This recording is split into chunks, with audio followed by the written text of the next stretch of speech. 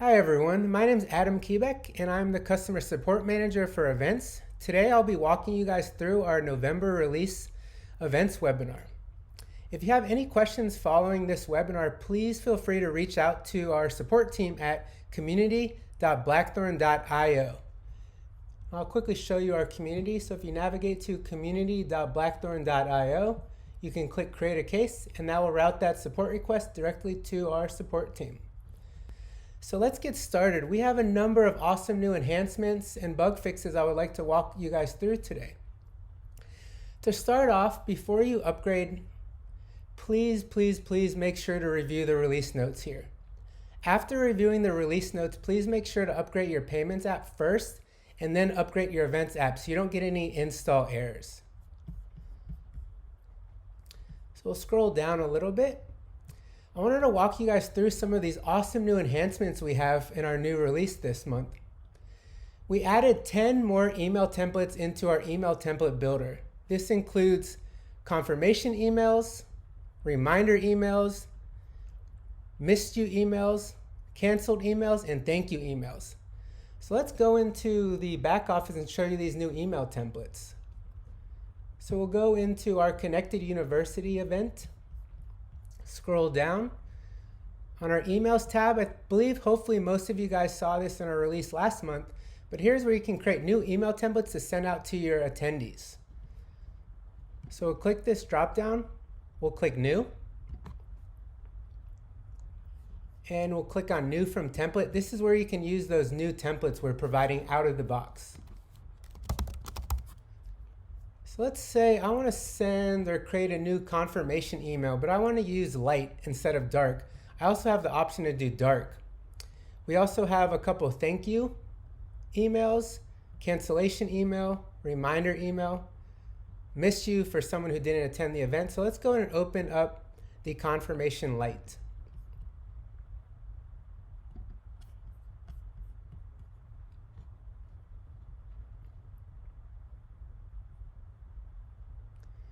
So for those who have not seen this template, it automatically pulls in merge fields. So it pulls in the attendee's first name, the event information, the date, the time, venue information, address, and customer information. There's not much you have to do to customize this. So say this looks good, and now I want to go ahead and create this template. We'll click here, and we'll click Save.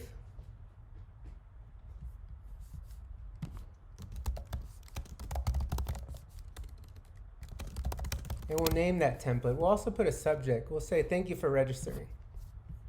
And we'll click Save. So now what that does, that saves that email template on this event where I can go in, say I want to send this to a number of attendees based on their registration status or their attendance status. Let's scroll up and we'll find Send Email. This allows me to send this new template to a list of certain individuals. So we'll find that new template, and that's event confirmation email. And say I want to only send this to those that have registered for this event. So we'll click registration status, and we'll update that status to registered.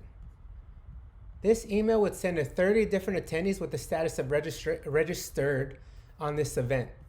I can click Preview Email. That shows a preview template. Also click Cancel. So say I want to send this to an individual and not a group of attendees for that event. Let's find a particular attendee record. So we'll click into Adam Kebeck, his attendee. And then we'll click Send Email. We'll find that new template. So event confirmation email. We can preview again. And then let's go ahead and send this.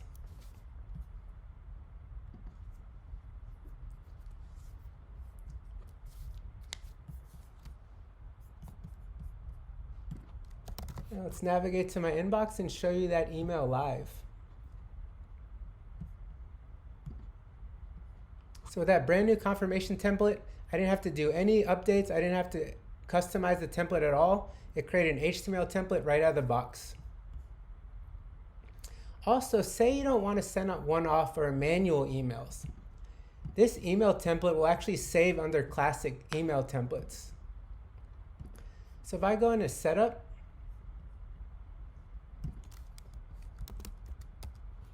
and I go to classic email templates, that template will save under the Blackthorn Events templates. And I can scroll down and find that event confirmation email. You can then add this to any of your automated emails. So if you're using Process Builder, Workflows, Flow, or any of our out-of-the-box workflows, you can use that new HTML email template. So you can manually send this through the event or the attendee, and you can also automate it through Process Builder, Workflows, or Flows. Additionally, I want to show you one of our other new templates as well, just so you get a feel of these. We'll scroll down. We'll click New for email template. And we'll click New from template. Search for standard again. Say now we want to go with a dark template and we want to use a reminder email. So we'll click Continue. So again, a very similar template, but now we're using the dark background. And again, it pulls in the first name, all the event details, the venue information, the address. And again, to wrap up on email templates, we now have confirmation emails, reminder emails, missed you emails for those who never attended the event, cancellation emails, and thank you.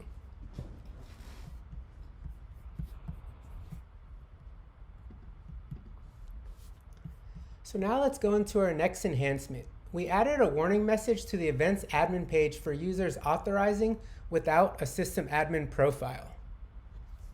So let's go back to Salesforce again. And we're going to log in as one of our users that doesn't have an admin profile.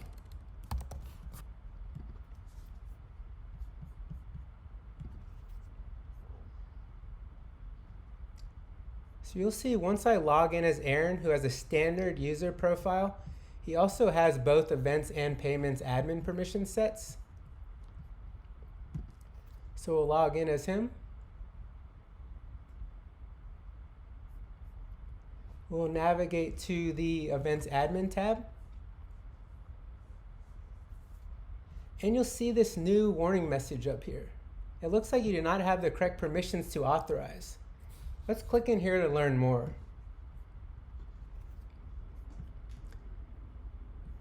So if an authorized user has a standard profile, they need both the events and payments licenses with the events admin permission set, the payments admin permission set.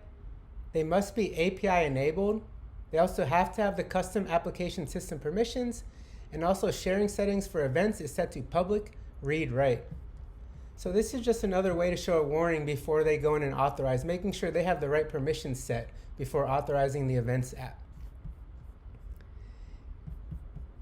Our next enhancement is we now support injecting fonts into events through CSS. So I'll walk you through this live. So let's go into one of our events. And we'll go to our golf tournament fundraiser.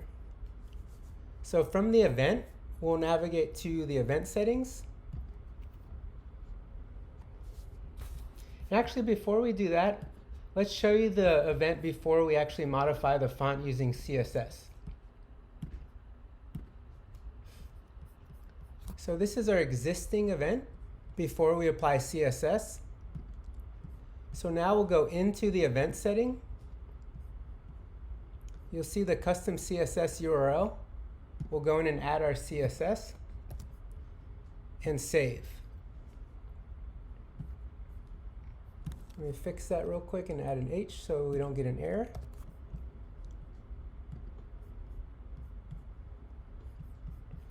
So let's do a hard refresh on this event.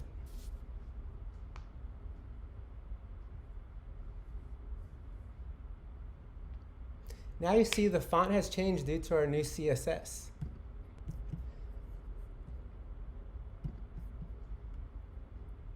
So our next enhancement is the event description field now displays hyperlinks in text. So let's navigate back to one of our events. We'll go back to our golf tournament. We'll scroll down so you can see in this description we have a hyperlink, but let's redo this. So say we want to link to Dunder Mifflin's website. Let's post a hyperlink here. I also have another option where I can go in and add a hyperlink right here as well. So let's click Save.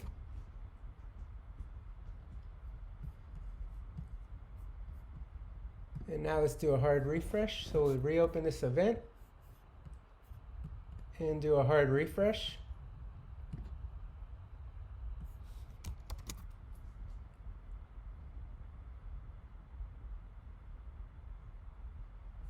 Now you can see the hyperlink is actually underlined and has a different color to make it clear that this is a hyperlink that you can click into.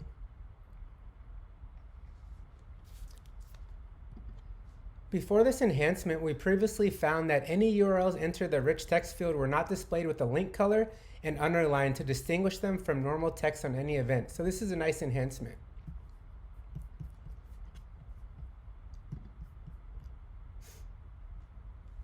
Our next enhancement is when an attendee registers for a session, the confirmed text now reflects the primary color on the event setting. So let's first show you how to set that primary color on the event setting. So we'll click into our event setting.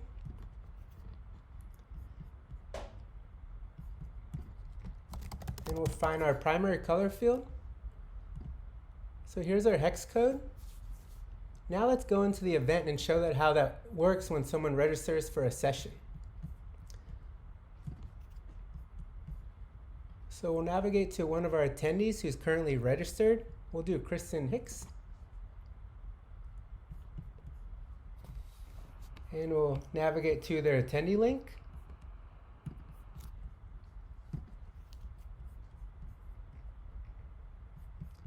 So let's go and register. So once I click register, you'll notice that green text aligns with that primary color now.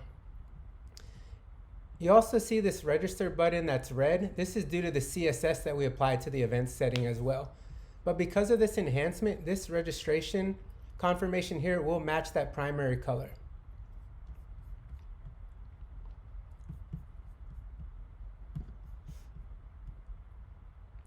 Another quick enhancement that we won't do a live demo for, but users will no longer need access to campaigns to add attendees for events that do not use campaign event sync. Prior to this, customers were running into Blackthorn logs that were saying the user needed access to campaigns. We have fixed this through this enhancement.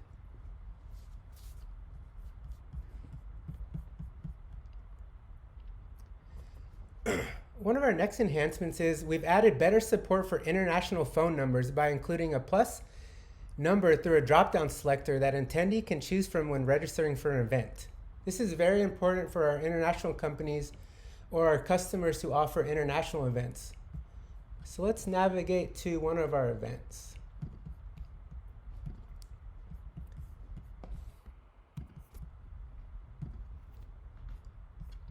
So we'll click Get Tickets. Let's do Add an Attendee. And now you'll see this drop down. So say I want to add a German number. We're offering an event in Germany. Scroll down. So that allows for that international phone number format. So I can pick from any country and it updates that number format based on that country.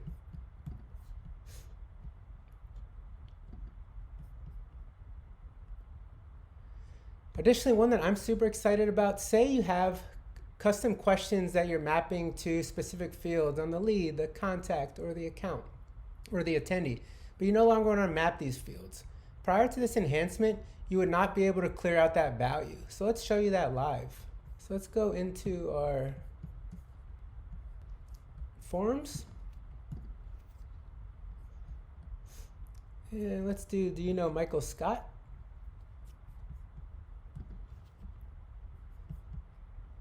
This one's actually not mapped, so let's find another form.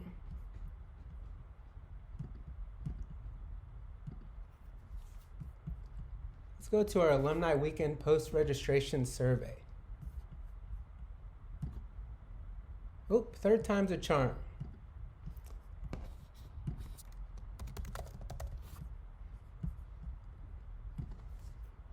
Just keeping you guys on your toes. So let's click View All. You can see this question is currently mapped to the contact and the graduation year field on the contact. So say we no longer want to map to that field or object. We don't have to delete the question. We can just go in and clear those values. So we can now select None. So that means once I click Save, this field will no longer map, or this question will no longer map.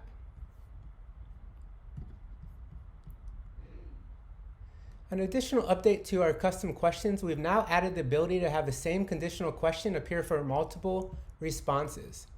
So say I have a question that asks, are you attending the happy hour tomorrow night? And the selection is yes, no, maybe. Say I want a conditional question that shows when they select yes or maybe. That's now possible. So let's actually go and set that up live.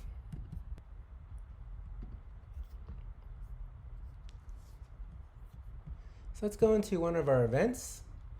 We'll do the Connected University Alumni Weekend. So let's navigate to the event item where our form lives. So we'll go into the alumni event item. And we'll find our form.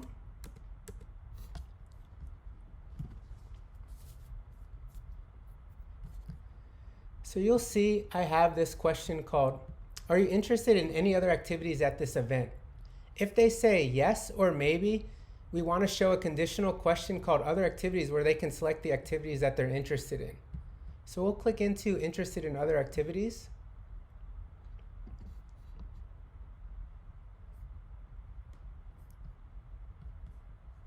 And you can see we have two conditional questions. So if they say yes or maybe, we're routing to the same question. So let's actually show you this live. So we'll go back into our event.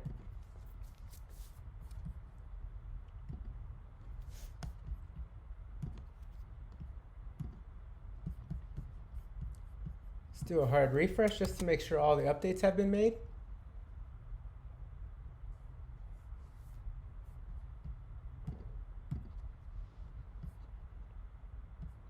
And let's go into our alumni ticket. So when we click Add Item, we'll scroll down. You'll see, are you interested in any other activities at this event? Let's say yes. Now you'll see that conditional question, other activities. Now let's see what happens when we select no. That question disappears, but now we can reuse that same conditional question when we say maybe. So pretty excited about this new feature. You no longer have to create multiple conditional questions where you can instead use that one question for different responses.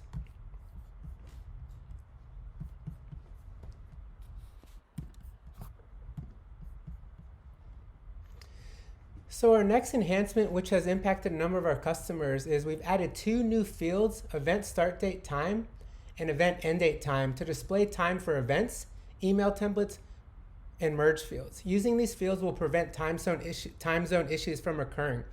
We had several customers run into issues where their event times are off by, say, an hour. So we have fixed this with new formula fields. So let's show you this live.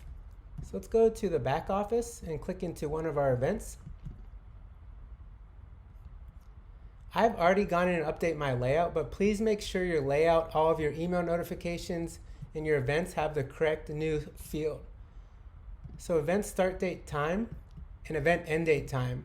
This pulls in the date of the event and the time zone, the date, the time, and the time zone. Same thing with the end date. So when that date when it ends, and the time zone and the end time.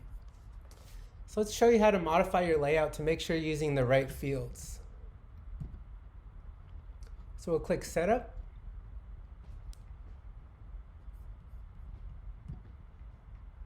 And we'll go to our event object.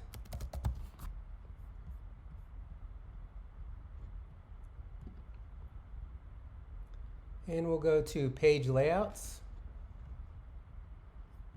We'll do event layout.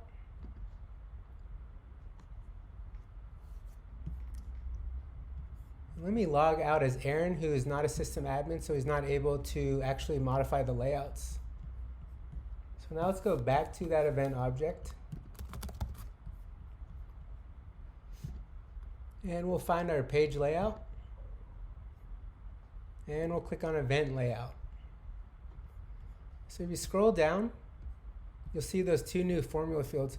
Please make sure you're no longer using the deprecated GMT fields.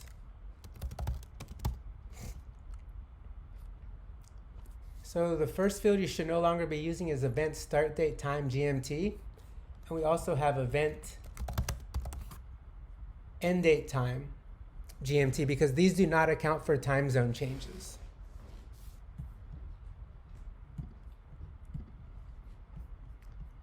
So last but not least, one of the features that I'm most excited about is our new guest ticket type.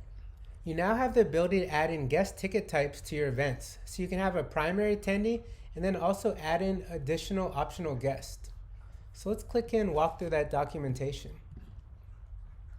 So with this new feature, you can check out multiple guests without the need for defining any information. So say I don't want to collect name, email, address, company information for all those guests, but I do want to require one primary attendee who does require particular information like email, phone, company. So with this new feature, you can have one primary attendee and then add in optional guests.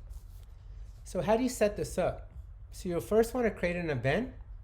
You'll add in a new event item with type of guest. Please note you do have to manually add guest to the drop-down values for the type field on the event item. Once you create that event item with that new type, you then can define which fields you want to show for that guest. So say I want to hide all the fields and I just want to collect that guest. Let's show you this live. So we'll click into the back office. We'll go into one of our events. And we'll hover over tickets and other items. So let's click new. And we'll do guest ticket. Say this is $200. And we'll change that from main event ticket to guest. Please remember you do have to manually add the guest dropdown to the type field on the event item. So I'm going to click save, but I'll keep these form fields shown for now just to show you how that looks in the UI. And then we'll come back and hide all those fields. So we'll click save. Let's do a hard refresh.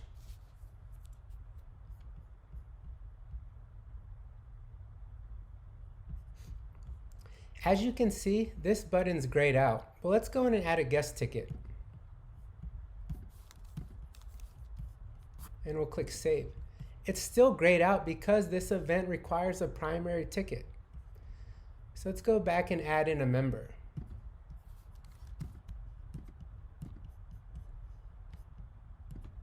So only until I add that primary ticket type can I proceed. If I remove that primary attendee, I won't be able to proceed just with that guest ticket. Now let's go in and hide those fields on the event item. So let's go to guest ticket, and we'll scroll down to our form fields. And let's hide all these bad boys.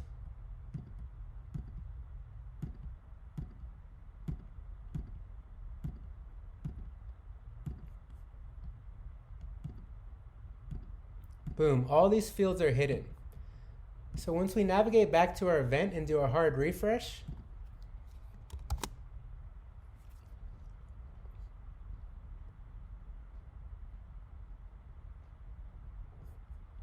scroll down, let's add in a new guest. Boom, don't have to enter any information for that guest. The only information that's required is for your primary attendee. Boom. Once we add that primary attendee, we can move forward to the checkout.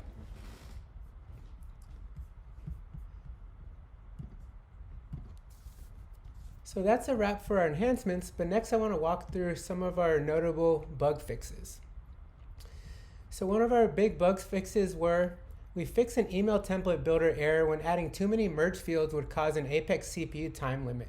A number of our customers reported this, so this should no longer be an issue, but please, if you run into any issues or need any support on this, please submit a request via our community.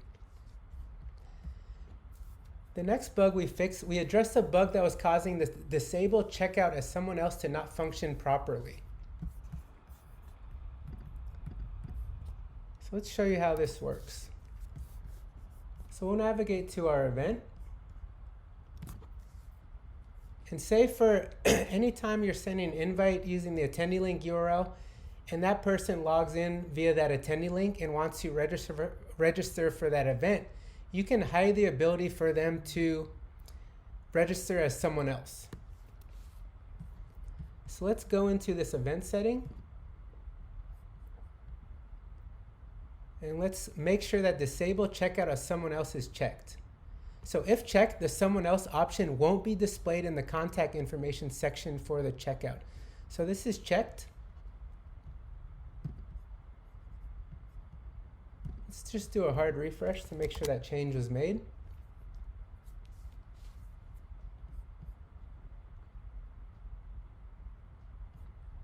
And we'll click checkout.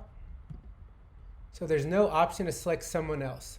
They have to check out as their attendee that's tied to that attendee link URL.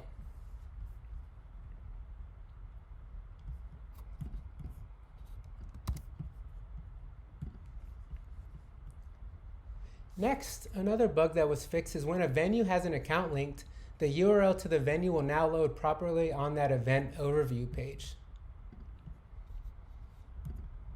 So let's go to our event overview page. So we'll click back. We'll scroll down. And now you can see that URL here that we can click into. And you asked, where can I find that in back office? So let's go to our event. So we'll click back to our event. Scroll down a little bit.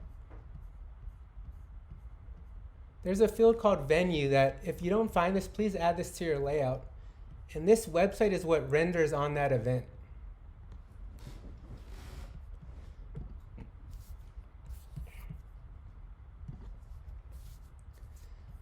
Another notable bug that was fixed this release is speakers will now only show up with the status of confirmed, just like events. So let's go to our event. And right now we have 7 speakers. Let's click into those speakers. So we only have one that's confirmed. So let's go back to our event. And let's open up that event.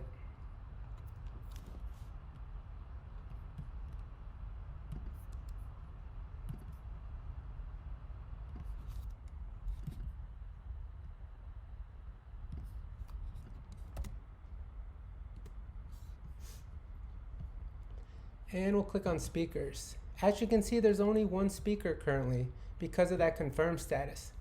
But say we want to go in and confirm a number of our other speakers. We'll go and set David Wallace as confirmed.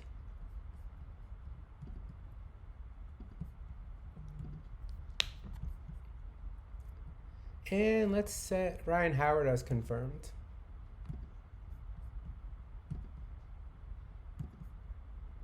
We'll click save. And now let's do a hard refresh.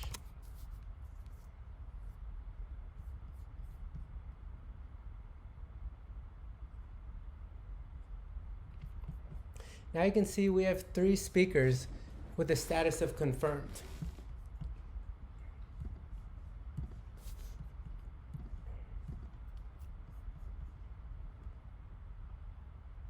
One of our next notable bugs was an issue where forms with type checkbox were not allowing conditional fields to be applied. So in this case, the conditional field was not appearing.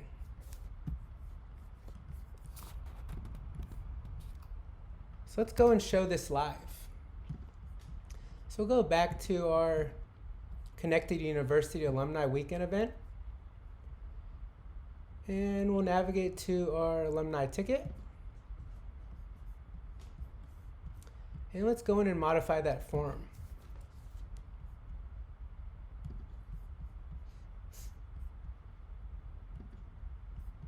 So we'll add in a new form element. In this case, we want to add in a checkbox.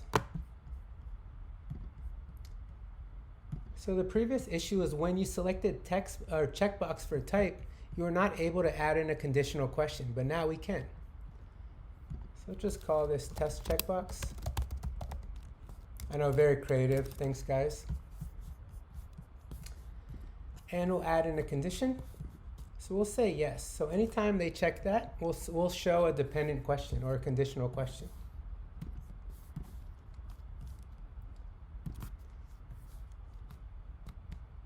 So we'll do a text box. Please enter information here. And we'll click save. So now let's click save, and we'll show you this live. So let's navigate to our event.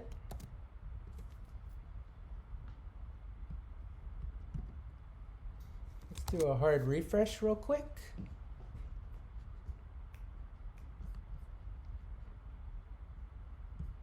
And we'll click register. We'll select our alumni ticket. We'll do add item. Scroll down a little bit. Now you'll see that text box. So click that. Voila, you see the conditional question.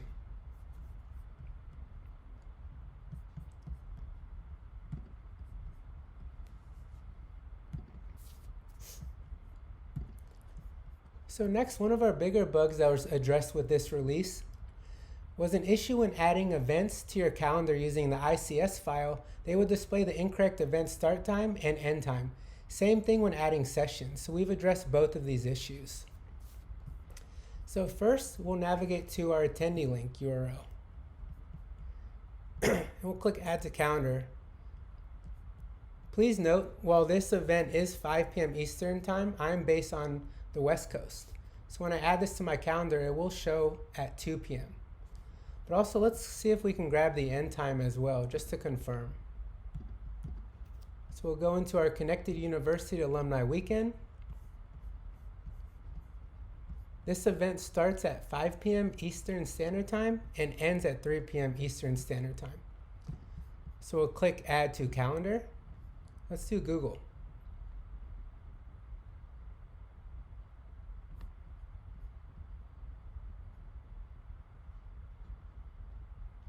Sorry, it's running a little slow.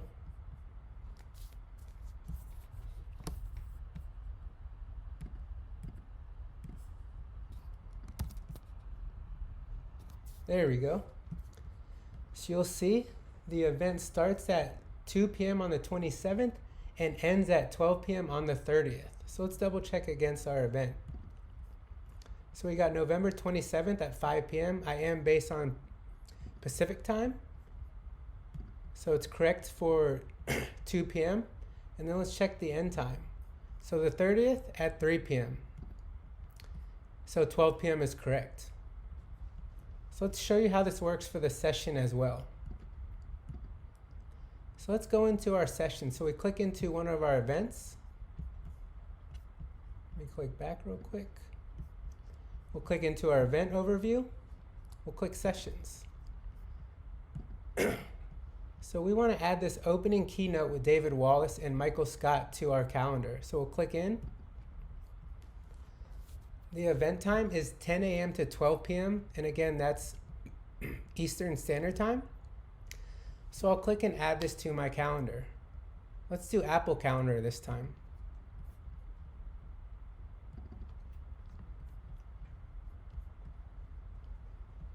As you can see, because I'm based on the Pacific time, we have a start time of 7 a.m. and an end time of 9 a.m. So based on your time zone, you will have the correct time added to your calendar. The next bug we fixed was an issue with the event group calendar view that would show dates with multiple events as 1, 2, 3. It will now detect the number of events and display them accordingly. So let's show you this live. Let's do a hard refresh on this event calendar.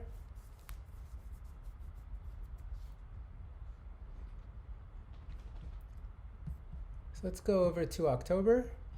You can see we have 2 events. So instead of saying 1, 2, 3, it now tells you the number of events.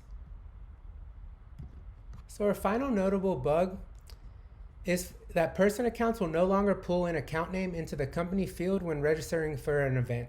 This is important for customers using communities or iframes with an authenticated contact or user that uses person accounts. So just to wrap up, I want to say thank you for attending this webinar. And please, if you have any questions or need any support regarding the new release, please submit a case via our new community. So that's community.blackthorn.io. community.blackthorn.io.